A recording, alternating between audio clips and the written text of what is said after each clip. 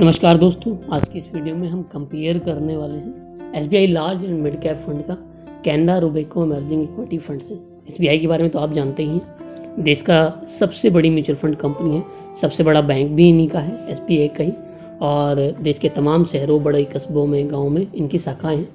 वहीं उसका हम कंपेयर करने वाले हैं। कैनरा रोबेको एक नई उभरती हुई कंपनी है, अभी 10 साल इस कंपनी को हुए हैं। अच्छा रिटर्न से इनकी बहुत सारी स्कीमों ने अभी तक दिया है। जहाँ तक लॉन्ग टर्म की बात करें तो लॉन्ग टर्म में अभी कंपनी पहुँची नहीं है, क्योंकि 10 साल अभी हुए हैं।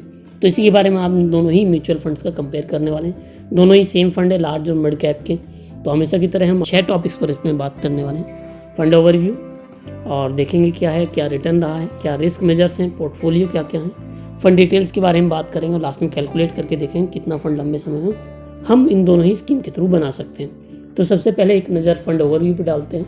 अगर हम करंट एनएवी की बात करें तो जहां एसबीआई का 381 रुपये 21 पैसे हैं, वहीं Canara Robeco emerging equity fund direct growth का 177 रुपये 25 पैसे हैं। जहां तक बीआरओ रेटिंग का सवाल है, एसबीआई फंड 3 स्टार रेटिंग है, वहीं Canara Robeco emerging equity fund को 5 स्टार रेटिंग मिली हुई है। जनरली जिस फंड की रेटिंग ज़्यादा अच्छी होती है वो फंड उतना अच्छा होता है। सब कैटेगरी और कैटेगरी में दोनों ही लार्ज और मिड कैप है, इक्विटी बेस्ड है। फंड एज की बात करें, जो हम कंपैरिजन कर रहे हैं लास्ट 8 साल 11 मंथ से कंपेयर कर रहे हैं दोनों ही म्यूचुअल फंड्स का, तो फंड एज भी हम लेंगे 8 साल 11 मंथ।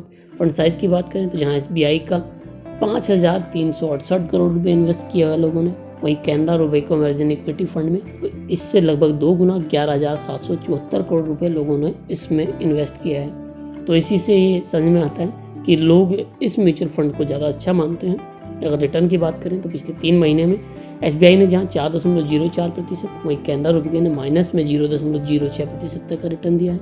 6 महीने में एसबीआई ने 11.89% तक का, कैनरा रुपये ने 14.51% तक का, 1 साल में एसबीआई ने 41.03% तक का, वहीं कैनरा ने 39.88% तक का। वहीं 3 साल की बात करें तो 3 साल में जहां एसबीआई ने 21.86% तक का रिटर्न दिया है, वहीं कैनरा रोबेको ने 25.09% तक का रिटर्न दिया है। वहीं 5 साल की बात करें तो 5 सालों में एसबीआई ने 17.93% तक का रिटर्न दिया है, वहीं कैनरा रोबेको ने 20.97% तक का रिटर्न दिया है। वहीं पिछले 8 साल यानी जब से ये फंड बने तब से की बात करें 17.66% तक का रिटर्न दिया है एसबीआई ने, वहीं Canara Robeco emerging equity fund ने दिया है 23.01%। अगर आप कंपेयर करें, देखें तो शॉर्ट टर्म से लेकर लॉन्ग टर्म दोनों ही उसमें Canara Robeco equity emerging equity fund का रिटर्न कहीं ज़्यादा अच्छा है SBI large and mid cap fund के मुकाबले। अब आइए रिस्क मेजर्स को देख लेते हैं, क्या रिस्क मेजर्स हैं। अगर मैं अल्फ़ा की बात करूं तो एसबीआई का अल्फ़ा 1.67 है, वहीं कैनरा रोबेको का अल्फ़ा है 4.79%। अल्फ़ा जनरली हमको दिखाता है कि इंडेक्स के मुकाबले इस म्यूचुअल फंड ने कितना रिटर्न दिया है। जहाँ एसबीआई ने भी इंडेक्स के मुकाबले अच्छा रिटर्न दिया है, वहीं कैनरा रोबेको ने इंडेक्स के मुकाबले लगभग 4 गुना, या ऐसा कह सकते हैं कि उससे ज़्यादा एसबीआई के मुकाबले काफ़ी ज़्यादा रिटर्न दिया है। बीटा हमें वॉलेटिलिटी के बारे में बताता है। एसबीआई का बीटा 1.03 है, तो वहीं कैनरा रोबेको का बीटा 0.95 है। इसका मतलब है कि इंडेक्स के मुकाबले कितना फंड बढ़ता है। जब इंडेक्स बढ़ता है तो उसके मुकाबले जब इंडेक्स गिरता है तो उसके मुकाबले फंड कितना गिरता है। तो यहाँ SBI large and mid cap fund ज़्यादा वॉलेटाइल है, कैनरा रोबेको फंड इंडेक्स के मुकाबले कम वॉलेटाइल है। अब आइए एक नज़र इस दोनों ही म्यूचुअल फंड के पोर्टफोलियो पर डाल लेते हैं। टॉप 3 सेक्टर्स की बात करें तो टॉप 3 सेक्टर्स में एसबीआई ने जहां फाइनेंशियल में, उसके बाद ऑटोमोबाइल में, उसके बाद एफएमसीजी में सबसे ज़्यादा निवेश किया हुआ है, वहीं कैनरा रोबेको ने फाइनेंशियल में, ऑटोमोबाइल में और हेल्थ केयर में सबसे ज़्यादा निवेश किया है। टॉप 5 होल्डिंग्स की बात करें तो टॉप 5 होल्डिंग्स में एसबीआई में पेज इंडस्ट्री लिमिटेड है, आईसीआईसी बैंक लिमिटेड है, एचडीएफसी बैंक लिमिटेड है, स्टेट बैंक ऑफ इंडिया है, भारतीय एयरटेल लिमिटेड है, वहीं कैनरा रोबेको का आईसीआईसीआई बैंक लिमिटेड है, एचडीएफसी बैंक लिमिटेड है, इन्फोसिस लिमिटेड है, रिलायंस इंडस्ट्री लिमिटेड है और एक्सिस बैंक लिमिटेड है। इक्विटी की दोनों ही इक्विटी बेस्ड फंड है, तो जहां एसबीआई ने 95.5% पैसा इक्विटी में निवेश किया है, वहीं कैनरा रोबेको ने थोड़ा ज़्यादा 96.51% पैसा इक्विटी में निवेश किया है। अब आइए फंड डिटेल्स के बारे में जान लेते हैं। एक्सपेंस रेशियो का सवाल है जहाँ तक, तो एसबीआई का 1.31% है, वहीं कैनरा रोबेको का उससे लगभग आधा है, 0.63% है। एग्जिट लोड एसबीआई का 0.1% है, वहीं Canara Robeco emerging equity fund का 1% है। एग्जिट लोड आपको तब देना होता है अगर आप अपने टोटल इन्वेस्टमेंट में 12% से ज़्यादा यूनिट 1 साल से पहले ही रिडीम कर लेते हैं या निकाल लेते हैं तो आपको एग्जिट लोड देना होता है। जहाँ तक लॉक इन पीरियड का सवाल है, कोई लॉक इन पीरियड नहीं, जब चाहे आप अपने पैसों को निकाल सकते हैं। बेंचमार्क इंडेक्स दोनों का सेम है, Nifty large mid cap 250 try है। अगर आप पे आप कंपेयर करना चाहते हैं तो सेम बेंचमार्क होना चाहिए, यही फ़ायदेमंद होता है। अब आइए दोस्तों कैलकुलेट करके देखते हैं कि लंबे समय में हम दोनों ही म्यूचुअल फंड के थ्रू इनके कितना पैसा बना सकते हैं, कितना फंड जोड़ सकते हैं अपने लिए। जैसा कि मैंने पहले भी आपको हमेशा की तरह बताया है कि म्यूचुअल फंड में जो रिटर्न होता है कभी भी सेम नहीं रहता, कभी बढ़ता है कभी घटता है, स्टॉक मार्केट के अकॉर्डिंग होता है। तो ऐसे में हम आपको एक जनरल कैलकुलेट करके दिखाएंगे। अगर ज़्यादा से ज़्यादा 30% तक जाता है तो, या 25% या 20% जाता है तो कितना फंड बना सकते हैं, या मिनिमम 15% भी अगर रिटर्न रहता है तो आप शॉर्ट टाइम से लेकर लॉन्ग टाइम यानी 10 साल से लेकर 30 सालों तक कितना म्यूचुअल फंड में इन म्यूचुअल फंड में कितना रिटर्न बना सकते हैं। अब मान के चलते हैं कि 500 रुपये हम हर महीना 10 साल तक इन्वेस्ट करते हैं, जहाँ हमारा रिटर्न रहता है 15%। तो इस कंडीशन में जो टोटल वैल्यू हमें मिलेगी वो मिलेगी पूरे 1,39,329 रुपये। वहीं अगर हम ये जो इन्वेस्टमेंट है लगातार 20 सालों तक करते हैं, इस कंडीशन में जो टोटल वैल्यू होगी वो होगी पूरे 7,57,977 रुपये। वहीं अगर हम 30 सालों तक निवेश जारी रखते हैं 500 रुपये हर महीने, रिटर्न भी सेम ही है, तो इस कंडीशन में जो टोटल वैल्यू होगी वो होगी पूरे 35,04,910 रुपये। अब मान के चलते हैं कि जो हमारा जो रिटर्न है वो 15% ना रह के 20% हो जाती है, और ये जो समय हम टाइम पीरियड मान के चलते हैं 10 साल। तो इस कंडीशन में 10 साल वाली कंडीशन में जो हमारा टोटल वैल्यू होगी वो होगी पूरे 1,91,182 रुपये। वहीं 20 सालों में हम अपने लिए 15,80,740 रुपये का फंड बना सकते हैं। रिटर्न भी सेम है, मंथली इन्वेस्टमेंट भी सेम है। वहीं 30 सालों में हम अपने लिए 1,16,80,401 रुपये का फंड बना सकते हैं। रिटर्न भी सेम है, इन्वेस्टमेंट भी सेम है।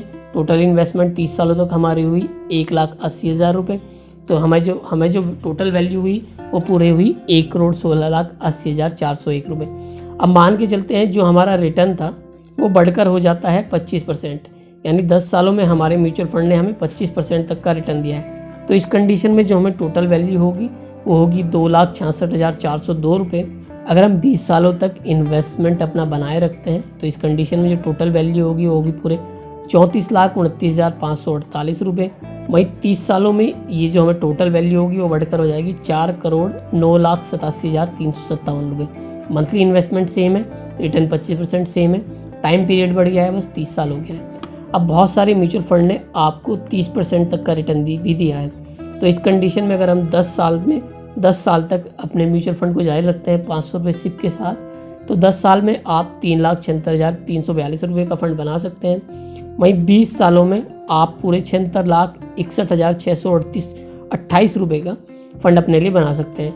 वहीं यही रिटर्न बढ़कर आपका 30 सालों में 14,86,91,290 रुपये हो जाता है। सब कुछ सेम है, मंथली इन्वेस्टमेंट है, हमारा रिटर्न ही बढ़ा है। लंबे समय तक अगर हमें 30% रिटर्न मिलता है 30 सालों तक, तो हम 14 करोड़ रुपए तक का फंड अपने लिए बना सकते हैं। अब हम कैलकुलेट करके देखते हैं कि अगर हम लमसम 1 लाख रुपए जमा करते हैं अपने म्यूचुअल फंड में और रिटर्न जो हमें मिलता है 10 सालों में वो मिलता है 15%, तो इस कंडीशन में आपका 1 लाख रुपए बढ़कर 4,04,556 रुपये हो जाता है। वहीं 20 सालों में ये अमाउंट बढ़कर आपका पूरे 16,36,654 रुपये हो जाता है। वहीं 30 साल बाद ये अमाउंट बढ़कर हो जाता है 66,21,177 रुपये, जब रिटर्न रहता है पूरे 15%। अब मान के चलते हैं कि आपका रिटर्न 10 सालों तक बढ़कर हो जाता है 20%। इस कंडीशन में भी आप 6,19,174 रुपये बना सकते हैं। वहीं 20 सालों में आप अपने लिए बना सकते हैं पूरे 38,33,760 रुपये। वहीं 30 सालों में आप अपने लिए बना सकते हैं पूरे 2,37,37,631 रुपये, जब रिटर्न रहता है 20%। अब आइए मान लेते हैं कि रिटर्न बढ़कर हो जाता है आपका पूरे 25%। तो इस कंडीशन में अगर आप 10 साल तक इन्वेस्ट करते हैं, 1 लाख रुपए जो आपने लमसम इन्वेस्ट किया था वो 10 साल तक करते हैं, तो 9,31,323 रुपये आप अपने लिए बना सकते हैं। वहीं 20 सालों में आप ये 86,73,617 रुपये फंड अपने लिए बना सकते हैं। वहीं अगर हम 30 सालों तक ये रिटर्न जारी रखें, ये इन्वेस्टमेंट जारी रहे और जो आपको रिटर्न मिल रहा है 25% वो मिलता रहे, तो इस कंडीशन में भी आप पूरे 8,07,89,357 रुपये अपने लिए बना सकते हैं। अब मान के चलते हैं, क्योंकि बहुत सारे म्यूचुअल फंड 30% तक का रिटर्न भी देते हैं, तो मान के चलते हैं कि 10 साल तक अगर हम 30% रिटर्न हमें मिलता रहे तो आप अपने लिए 13,78,585 रुपये का फंड बना सकते हैं। वहीं 20 साल तक अगर आप इन्वेस्ट जारी रखेंगे तो 20 साल में आप 1,90,04,964 रुपये का फंड अपने लिए बना सकते हैं, जब आपको 30% तक का रिटर्न मिलता रहे। वहीं 30 सालों में यह आपका जो निवेश है, टोटल निवेश 1 लाख रुपये आपके 30% रिटर्न के साथ पूरे 26,19,99,564 रुपये बन जाते हैं। तो दोस्तों ये थी 1 लाख रुपये लमसम के कैलकुलेशन। तो दोस्तों आज के वीडियो में SBI large and mid cap fund का Canara Robeco emerging equity fund के साथ कंपेयर आपको कैसा लगा? अगर आप वीडियो को लेकर कोई सुझाव हो, कोई प्रश्न हो तो कमेंट बॉक्स में लिख सकते हैं। अगर आप हमारी वीडियो अभी तक देख रहे हैं तो वीडियो को लाइक करना ना भूलें, साथ में हमारे चैनल को सब्सक्राइब भी करते रहें। हम ढेर सारी कंपैरिजन की वीडियो ऐसे ही बनाते रहेंगे। धन्यवाद।